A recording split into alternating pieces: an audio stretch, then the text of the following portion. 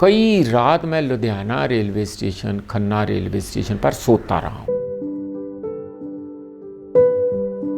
हम उसी कुर्ते पजामे से सो जाते थे, टेरी कॉट का होता था तब, उसी में ही जाके तो क्लास में भी आ जाते थे।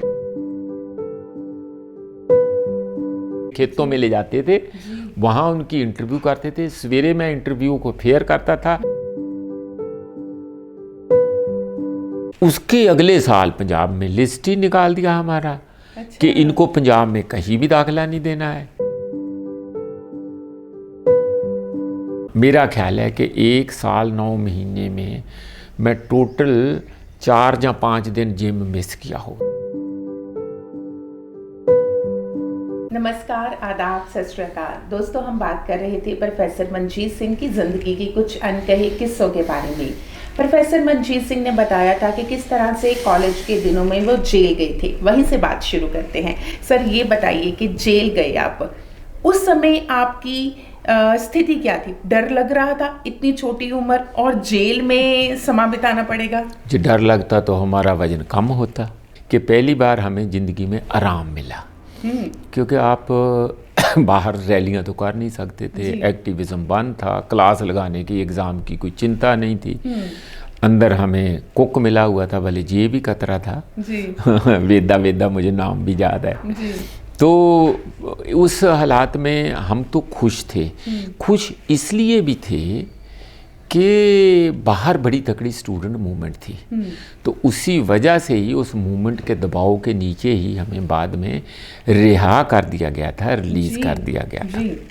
सर, एक बात बताइए कि पेरेंट्स के लिए बहुत मुश्किल होता है अपने बच्चे को जेल में देखना। जब आप जेल गए, आपके माताजी, पिताजी, उनका क्या आपके साथ मिलना हुआ? वो आपको जेल में मिलने आए थे, उनके साथ कोई बातचीत हुई थी? वो क्या सोचते थे? मैं आपको बता दूं कि पेरेंट्स से हमें एक मिक्स्ड टाइप बैगेज मिला सोच के लिए, जीवन जांच के लिए जी। एक था कि ईमानदार रहना है, अच्छा। सच बोलना है और जुर्त रखनी है। अच्छा। ये पिताजी से हमें काफ़ी मिला। और कहीं ना कहीं इनकलाबी सोच कि आप सबमिट नहीं करना जुल्म से, लड़ाई करनी है, जो 6 टेनेट्स है टिपिकल, वो भी मिला। और मेरे फादर बाबा विसाखा सिंह जो गदराइट थे, उनके बहुत बड़े फॉलोअर थे जी। तो वहाँ से उनको इंस्पिरेशन मिलती थी जो हमें वो फर्दर देते थे जी। इसलिए ये कहना कि हम इनकलाब की बात क्यों करते हैं, समाज को तब्दीली की बात क्यों करते हैं, ये उनको कोई ऐसा अनैथमा नहीं लगता था, कोई बुरा नहीं लगता था। हाँ, ये ना कभी हमें जेल में मिलने आए, ना कभी उन्होंने, तब तो फ़ोन थे ही नहीं, चिट्ठी भी जेल में कहाँ जानी है, उन्होंने पूछा तक नहीं कि कहाँ आए तो अच्छा। बिल्कुल नहीं, 2 महीने पूछा तक नहीं। हम अपने ही तब तक इतना आप समझो कि ग्रो कर गए थे बड़ी यंग एज में ही। मेरा ख्याल है कि तब मेरी उम्र 19 साल की थी जी। हाँ, तो 19 साल की उम्र में हम इतना कॉन्फिडेंट हो गए थे कि दुनिया की कोई परवाह नहीं, हम हवा को तलवारें से लड़ते थे हवा से इस किस्म का एटीट्यूड था। तो लेकिन थ्रू आउट लाइफ मेरे एकेडमिक कैरियर मैंने एक लकीर खींच के रखी कि जो घर वालों का पैसा हमें मिलता है उसका वेस्ट नहीं करना है। हाँ। बड़ी मेहनत का पैसा है जी। और इसलिए उस पैसे का दुरुपयोग अपनी पॉलिटिक्स करने के लिए, एक्टिविज्म करने के लिए नहीं इस्तेमाल करना है। पढ़ाई तो करनी है पूरी, क्योंकि ये उनका, हमारे पर माँ बाप का अधिकार भी है, तो उनकी इन्वेस्टमेंट भी है, तो I can't be unfair to them. लेकिन वो जो कहें हम वो करें वो ज़रूरी नहीं है, वो हम मर्जी अपनी करेंगे। For rest of the things वो हमारी अपनी ज़िंदगी है। ये हमने एक लीक खींच के आज तक भी रखी, शुरू से ही रखी, उसका फ़ायदा बहुत हुआ, क्योंकि उनको कोई इसकी तकलीफ नहीं थी कि ये क्या करते हैं जी। उनको था कि खरूदी हैं, कुछ करते हैं, एक्टिविज्म करते हैं, नारे लगाते हैं, जेलें जाते हैं, सारा करते, ठीक है, कोई बात नहीं, लेकिन पढ़ते तो हैं बिल्कुल। हाँ, तो वो हमने थ्रू आउट फर्स्ट डिवीज़न में लेता ही रहा। मेरिट फेलोशिप भी यूजीसी का लिया, एमफिल पीएचडी में वजीफे पर किया बाद में जी। सर, ये बताइए कि आप जेल से रिहा हो गए, आप उस समय बीएससी एग्रीकल्चर कर रहे थे। एग्रीकल्चर से सोशियोलॉजी की तरफ कैसे चले आए? ये मैं बताता हूँ। बीच में क्या हुआ कि हम वहाँ थोड़ी रुके, फिर जब हमें बाहर आ गए तो 17 कॉलेजों के बहुत, मेरा ख्याल 8-10 हज़ार स्टूडेंट होंगे। अच्छा। वो पीछे पीछे, तो मैं तो छोटा सा तो था, आपको बताया, अभी दाढ़ी भी नहीं आई, पगड़ी पहनता था तब भी मैं। तो उन्होंने हमारे आगे नार, पूरे गले में हार, तो पूरे शहर में हमारा प्रोसेशन लेके, जिसको जुलूस कहते हैं उर्दू में, तो वो जुलूस निकला हमारा। हम आगे आगे, तो पीछे हजारों स्टूडेंट नारे लगा रहे थे, जेली जोधे जिंदाबाद, जेली जोधे जिंदाबाद। इस ढंग से तो हम बाहर आए। जब इतनी हवा मिल गई, इतनी रिकॉग्निशन मिल गई, तो फिर बैठने वाले थोड़ी थे, फिर तो हम दुगनी ताकत से और लगे आगे। सन 74 में एक ऑल इंडिया लोको रनिंग स्टाफ एसोसिएशन की ओर से रेलवे में बहुत बड़ी हड़ताल हुई। अच्छा। उस हड़ताल में हम लोग भी शामिल हुए। जी। शामिल ऐसे हुए कि हमें बोलने की वो तो आदत हो ही गई थी, रैलियों को एड्रेस करनी थी। और उनके रेलवे पर बहुत बड़ा ऑपरेशन था, इंदिरा गांधी का राज था तब। अच्छा। हाँ, तो ऑपरेशन था कि लीडरों को पकड़ते थे, फिर और थे। तो हम उनकी जो कॉलोनीज़ में जाके लेबर के रैलियां भी करते थे एज ए स्टूडेंट। उनके लीडरों को हॉस्टल में ले आके रात को छिपाते भी थे। अच्छा। कि आप, क्योंकि यूनिवर्सिटी में जल्दी जल्दी पुलिस आती नहीं है, तो आप हमारे पास एज ए गेस्ट आके रात को यहाँ रहा करो, दिन को आप करो। उसमें भी हम बहुत एक्टिवली पार्टिसिपेट किया। एज ए फॉलो अप हुआ क्या कि सन 75 में इमरजेंसी ला गई, जून 75 में। जी। अब उसमें जून 75 में अब क्या करें, हमें इंस्ट्रक्शंस यूनियन को हो गया कि ये इमरजेंसी ऐसी है कि इसका कोई पता नहीं कि कैसे रहे, किसको अंदर पकड़े, क्या करें, छोड़ें या ना छोड़ें। बहुत ड्रैकोनियन है, बड़ा मतलब एंटी लोकतंत्र जो कैसे भी कहो, कि इसका कोई पता नहीं। इंदिरा गांधी इसका लोगों से, लीडरों से, जो भी अपना ज़्यादा फुदकते हैं, इधर उधर नारे मारे हैं कि उनसे कैसा दुर्व्यवहार हो, जेलों में ही सड़ते रहें, ऐसा भी हो सकता है। इसलिए आप अपनी एक्टिविटी को एकदम कूल डाउन कर दो। अच्छा। अब ये हमारे लिए मुसीबत हुई कि फिर हम करें क्या। पढ़ाई के लिए तो हमारा 20-25% टाइम लगता था, एक्टिविज़म के लिए 75-80% टाइम था। फिर एक आया कि चलो अब करते हैं कि थोड़ा पतला था मैं, सेहत बनाते हैं, जिम ज्वाइन कर लिया। अच्छा। अब जिम ज्वाइन किया तो वहाँ भी ऐसे ही, मतलब विदिन, मेरा ख्याल है कि 1 साल 9 महीने में मैं टोटल 4 या 5 दिन जिम मिस किया होगा। अच्छा। इतनी कंटिन्यूटी से, इतनी शिद्दत से।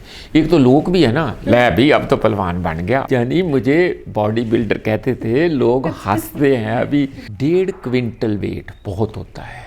ये कंधे पे उठा के स्क्वैट्स, जिसको बैठक लगानी है, वो मैं करता रहा हूँ। अच्छा। शर्त लगा के भी करते रहे। अच्छा। तो तब मेरी जो बॉडी थी एकदम, मैंने क्रेजी, जो भी काम किया क्रेज लेवल पर किया, तो उसमें चले गए। दो तरह थी, यानी भैंसे की तरह लगे रहना, लगे रहना, लगे रहना। तो आप 1 साल 9 महीने, 1.25-2 साल बहुत होते हैं। तो I got a solid body, जिसका मुझे अभी तक फायदा है। जी, हाँ, वो मैं जरा इमरजेंसी के समय का एक तो सादा उपयोग ये किया। जी। दूसरा, हमें ये भी होता था कि फिर और क्या करें। इससे पहले भी आपको देखो, थोड़ा मैं अंदाज़ा देता हूँ कि तब का कल्चर, स्टूडेंट कल्चर क्या था। हम हॉस्टल में बैठते थे, अपने पास खाने के लिए पूरा पैसा नहीं होता था। अच्छा। तो जो थोड़ा महंगा खाना था, जिसमें चिकन उकन ज़्यादा देते थे, मेस में रहते थे हॉस्टल में। बाद में मैं मेस में हॉस्टल में रहने लगा। वो हम बंद करवा देते थे कि खर्चा ज़्यादा पड़ेगा। अच्छा। खाने को तो मन करता था, लेकिन फिर पैसे बचाते थे। लेकिन वो पैसे बचाते कहाँ थे, पोस्टरों में लगाते थे। अपने पास कुछ हो ना हो, दुनिया की चिंता है कि वियतनाम में क्या, तब वियतनाम की 70s, अर्ली 70s में लड़ाई थी जी। हाँ जी, उनको कपड़े चाहिए। अच्छा। सारे हॉस्टलों से कपड़े इकट्ठे करके, तब अभी रैग्स ये वो उतना रिवाज नहीं था अर्ली 70s में। तो फिर हमने बहुत सारे हॉस्टलों में सेकंड हैंड कपड़े इकट्ठे किए। अच्छा। वियतनाम भेजे कि वहाँ के लोगों को ज़रूरत है। अच्छा। मतलब इस किस्म का एक मानववादी सोच कि मनुख अफ्रीका का है, जहाँ वियतनाम का है, जहाँ अमेरिका का है, तो कहीं का भी हो, हमें सेवा करनी चाहिए। यही सिक्खी जो हमारे असूल हमें बता के गए हैं कि कोई भी पराया नहीं है, देश कोई भी हो, भाषा कोई भी हो, इंसान इंसान है और उनका अगर कुछ कर सकते हैं तो उस करना चाहिए। और मैं अंदाज़ा बताता हूँ कि रात हॉस्टल से हम बेडशीट उठाते थे, होता तो कुछ नहीं था, हमारे पास कुछ नहीं था, फ्रैंकली 2 सेट कपड़े थे और कुछ नहीं होता था।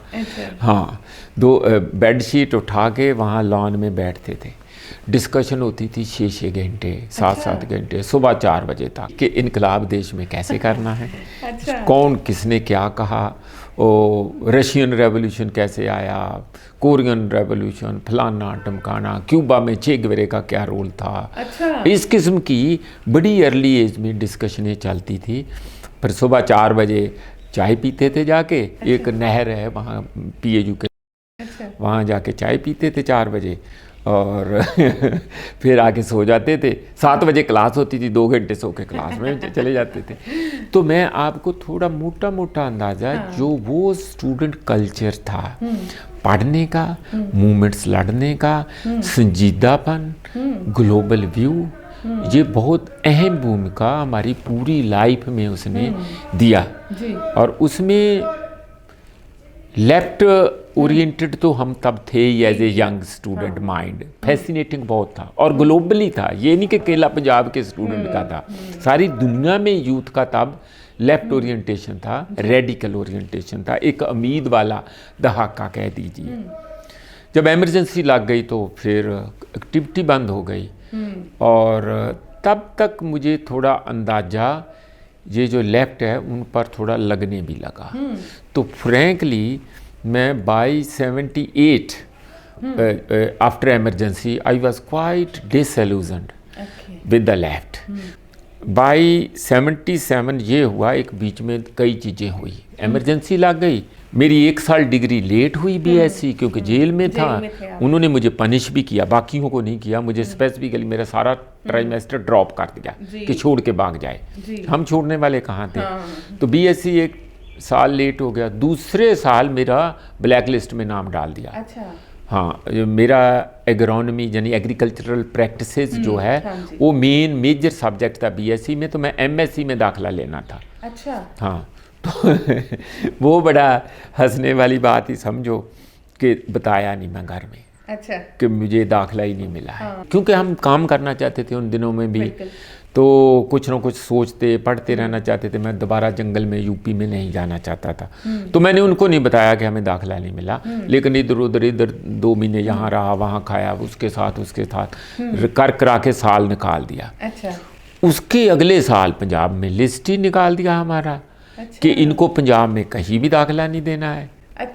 हाँ, तब फिर मैं जाके हाथ पाँव मारा, इधर उधर कुछ किया कि कुछ तो दाखिला दे दो, इतना हमने कौन सा क्राइम कर दिया है। तो फिर 77 में मुझे कहते दबा के, वाइस चांसलर अमरीक सिंह चीमा थे। पहला वाइस चांसलर हमारा महेंद्र सिंह रंधावा होते थे। हाँ, तो अमरीक सिंह चीमा पर कोई पॉलिटिकल इधर उधर का दबाव लगवा के उसने कहा कि मैं दाखिला तो दे देता हूँ, किसी टूटे भज्जे सब्जेक्ट में ले लो। सोशियोलॉजी में वहाँ MSc की डिग्री देते हैं, MA डिग्री नहीं देते हैं।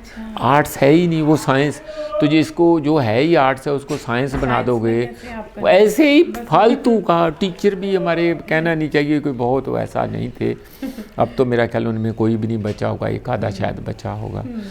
अब कुछ तो करना ही था, तो कर लिया जो भी करना था। MSc वहाँ से करके तो हमने वहाँ सत श्री अकाल कह दी यूनिवर्सिटी को, तो मैं पंजाब यूनिवर्सिटी चंडीगढ़ MPhil में दाखिला ले लिया। यहाँ मुझे आराम से दाखिला मिल गया और साथ ही कुछ दिनों के बाद UGC का मेरिट फेलोशिप मिल गया।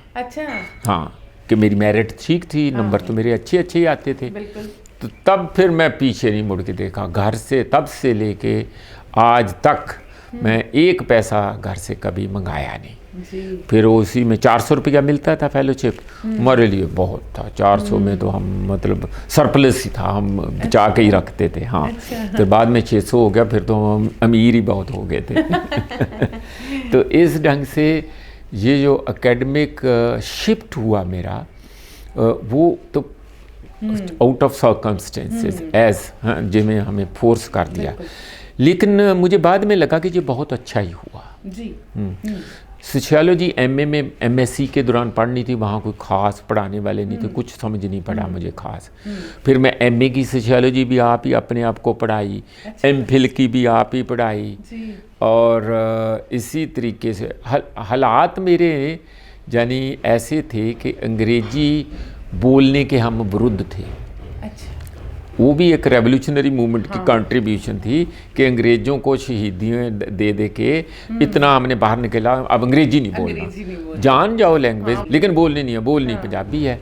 अब यहाँ आए तो यहाँ तो अंग्रेजी का चल पड़ा, ला ला ला ला, कोई कैसे बोले कोई कैसे बोले। तो बहुत ज़्यादा मुश्किल हुई इसकी कि अब अंग्रेजी पढ़ें या क्या करें। तो हमने डिक्शनरी ले ली, सारी डिक्शनरी याद कर ली। क्रेजी तो थे मेरे साथ। एक और था, हमने रोज़ की एक अपनी छोटी डिफ़िकल्ट वर्ड्स की डायरी बना ली, तो जो बार बार आते थे। तो दिस इज़ हाउ फिर मैं 1-2 साल में अपने आप को एजुकेट भी किया, सोशियोलॉजी भी पढ़ाई, अंग्रेजी भी पढ़ाई, नए एनवायरनमेंट में एडजस्ट भी किया सोशल साइंसेज में। First 2 years let me tell you they were very tough. मतलब बोलना मुश्किल लगता था, अंग्रेजी हेजिटेशन थी, और वास्ता ऐसे पड़ गया कि जो अंग्रेजी के बगैर बोलते ही कुछ नहीं थे, उनके साथ हमारा वास्ता पड़ गया यहाँ आकर के। अब हम तो देसी थे, फिर हमने कहा कि जानबूझ के देसी रहो, आपको कोई नोट ही ना करे। हम उसी कुर्ते पजामे से सो जाते थे, टेरी कॉट का होता था तब, उसी में ही जाके तो क्लास में भी आ जाते थे। तो लेकिन अंदर अंदर हमने तैयारी किया कि ये जो बड़े बड़े अपने आप को अंग्रेज समझते हैं, आखिर में इनको हम बताएंगे जब एमफिल का रिजल्ट आएगा, हाँ हम क्या हैं। तो अंदर अंदर चुप करके तैयारी करते रहे पढ़ते रहे। आखिर में वही हुआ जो हम उम्मीद करते थे। जो बड़े मेरिट वाले, खासकर लड़कियां थी, वो literally they were in tears कि आपने हमें चित्त कर दिया कि हमारे गोल्ड मेडल तो मिट्टी के बना दिए आपने जो एमए में लिए हुए थे। मैं एमफिल में ही ऐसी रिसर्च किया था डेडिकेशन से मजदूरों पर, वो थी माइग्रेंट लेबर पर। अच्छा। हाँ, वो बाद में आप देखो किस क्वालिटी की होएगी। Indian Institute of Advanced Study शिमले ने पब्लिश की है। अच्छा। मेरी एमफिल। हाँ, बिल्कुल है। पढ़ने में तो हम कभी कम नहीं थे, खासकर जब लेबर का कोई इशू होता था। हाँ। उसमें टोटल डेडिकेशन से अनुभव थे उनके साथ। हाँ बिल्कुल, वो बैकग्राउंड थी, एक कमिटमेंट थी, तो डेडिकेशन से काम करते थे। तब माइग्रेंट लेबरर्स यूपी बिहार से 80-81 में मैं बात कर रहा हूँ, 79 में मैं पंजाब यूनिवर्सिटी में एडमिशन ली, 80 में मुझे थीसिस करना था। तो कई रात मैं Ludhiana railway station, Khanna railway station पर सोता रहा हूँ। अच्छा। क्योंकि वो लेबरर्स रात को आते थे। हाँ। उन पर कैसे मेल ट्रीटमेंट होता था, कैसे ज़बरदस्ती उठा के ट्रालियों में डाल के भेड़ बकरियों की तरह ले जाते थे, कैसे वहाँ की रेलवे पुलिस उनसे पैसे बटोरती थी, कैसे वो बेचारे पैसे भी यहाँ नेफे में, नाले में, नेफे में डाल के ले आते थे, उनको स्टिप करके उनके पैसे निकाल के ये रेलवे पुलिस, इतने मतलब जाहल हमारे थे, वो भी निकाल लेते थे। वो बेचारे रोते थे। फिर वो ग्रुप में आते थे, तो एक के पास 20 लोगों की टिकट है, वो उसने कहा कि ये हमारे 20 लोग हैं, 5 को निकाल दिया गेट से, 15 को कहा आपकी टिकट कहाँ है, वो रो रहा है कि वो देखो आगे वाली टिकट आपको दिया, वो नहीं, उससे पैसे ले लेते थे। मतलब ये मैं उन दिनों में 80-81 में लुधियाना रेलवे स्टेशन में लेबर का बहुत ही जो दर्दनाक सीन थे, ऊपर बैठ के आते थे, छत पे बैठ के आते थे। बरसात के दिनों में रात में बारिश भी होती थी, और कई तो तारे भी निकलती हैं बहुत सारी जगह, बिल्कुल ओवर ब्रिज गिरते भी थे। ये प्रेस में भी आता था कि वहाँ से हिट करके, ब्रिज को हिट करके मरते भी थे। पर रोज़गार है, क्या करें, वहाँ कोई रोज़गार नहीं था जहाँ रोज़गार मिलता था। दूसरा, जब मैं थीसिस करने के आखिर में पहुँचा तो मैं एक दिन अखबार पढ़ा कि यहाँ बॉन्डर लेबर भी हैं, बंधुआ मजदूर भी हैं। आज फिर चलाया जो BSF मैंने, ये डिफरेंट केस है। तब एक्चुअली बंधुआ मजदूर थे पंजाब में, उनकी जो जीवन था वो बहुत कठिन था जी।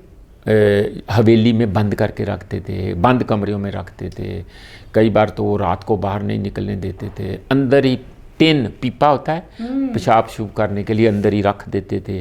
अगर कोई भाग जाए तो उसको पकड़ के ले आते थे, रेलवे स्टेशन से पकड़ के ले आते थे।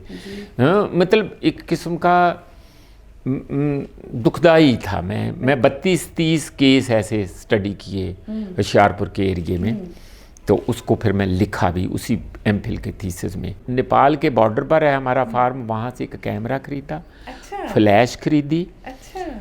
और उनको दिन को आप लेबरर्स को कांटेक्ट नहीं कर सकते थे क्योंकि देवा बॉन्डर लेबर। उनके मालिक कहते थे इनको क्या पता है, हमें बस पूछो, हम क्या आपको इनके बारे में पूछना, हम बताएंगे। अरे हम तो उनके जीवन के बारे में, कहाँ से आए, क्यों आए, कौन लेकर आया, क्या है, वो जानना चाहते थे। तो दिन को नहीं आप उनसे कोई भी सॉलिड इन्फॉर्मेशन ले सकते थे। तो मैं क्या करता था कि जहाँ वो सोते थे दिन को, एक मैं लेबरर को दोस्त बना लिया, अपना गाइड, अच्छा। ट्राइबल को, ये थे भोगसा, मुंडा, राव, खड़िया, ये ट्राइब थे जी। इनके नाम है ये जी। तो उनको मैं एक को दोस्त बना लिया, तो उससे मैं काम लेता था कि मुझे बताओ किस किस के घर में है और रात को इनको कांटेक्ट कैसे करना है। जनवरी के दिनों में अच्छा। इतनी सर्दी होती है, आप इमेजिन करो, है ना। तो फिर हम किसी तरीके से रात को उनको घरों की कांद फांद के, हाँ, जंप ओवर करके खेतों में ले जाते थे। चांद की चांदनी में उनकी इंटरव्यूज मैं जुबानी शेड्यूल याद रख करके स्क्रिबल करता था। लिख तो सकते नहीं, चांद की चांदनी में तो पूरी लाइट नहीं होती है, खेतों में ले जाते थे, वहाँ उनकी इंटरव्यू करते थे। सवेरे मैं इंटरव्यू को फेयर करता था, लेकिन एज ए प्रूफ रात को मैं वही अपना जो मेरे पास है जाशी का कैमरा था, फ्लैश थी, उससे फ़ोटोआँ लेता था जी। ये सारा मेरे पास वहाँ अभी भी कुछ फ़ोटो पड़ी हैं, इतने वक्त की 40 साल हो गए। तो कुछ मैं थीसिस में लगाई थी, लोगों ने मेरा थीसिस ही गुम कर दिया डिपार्टमेंट से घिसा के कुछ ले गए। तो एनीवे मैं ये आपको बताता हूँ कि रिसर्च हमारे लिए डिग्री लेना नहीं था। मैं ये कहना चाहता हूँ, बहुत रिस्क ले करके भी, खासकर मेरी सारी रिसर्च मज़दूरों पर है, सारी उम्र की रिसर्च आज तक